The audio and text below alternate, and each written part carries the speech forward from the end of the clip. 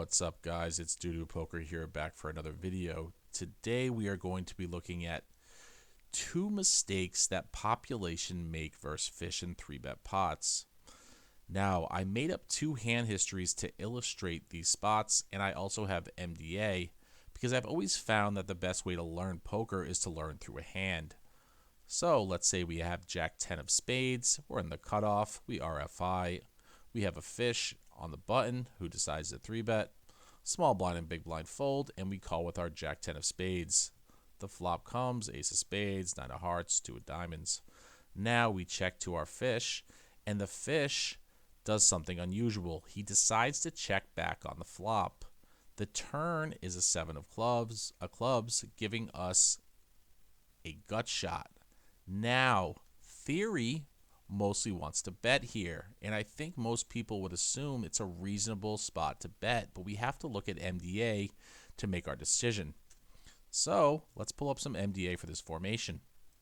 We see here the field as the 3-bet pot in position pre-flop raiser, cutoff versus button.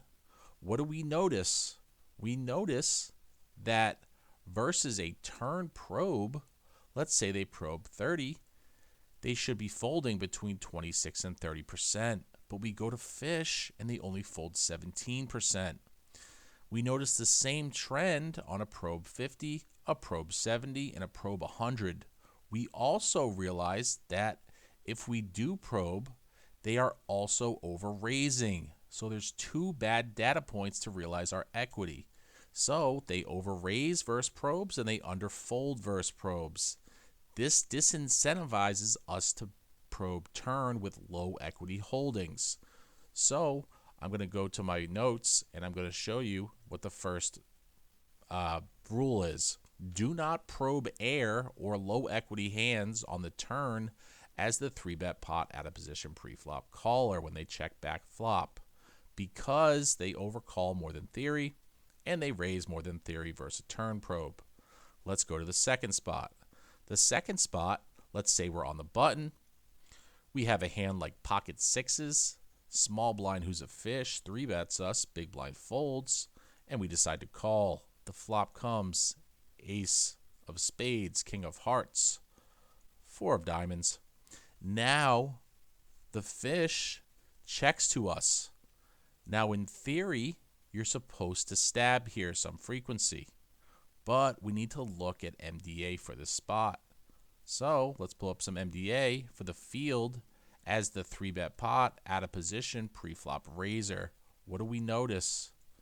We notice that versus a stab 30 sizing, GTO is between 24 and 31%, but fish only fold 15%. We also notice the same thing for bigger sizings. They are under folding. They also over raise more than regs and raise on the high side or more than GTO. Versus a stab 30, they're raising 21%. And versus a stab 50, they're raising 18%. So two more data points that make us not want to stab. So let's go to the second rule. Do not stab flop as 3-bet pot in position pre-flop caller with air or low equity hands if they check to you when they are the 3-bet pot out of position pre-flop raiser, because 1, they fold less than theory to a flop stab, and 2, they check raise more aggressive than GTO. So we have to understand the fundamental rule of fish. Fish love to slow play. So when they 3-bet pre-flop and check, they are much stronger than theory because they love slow playing.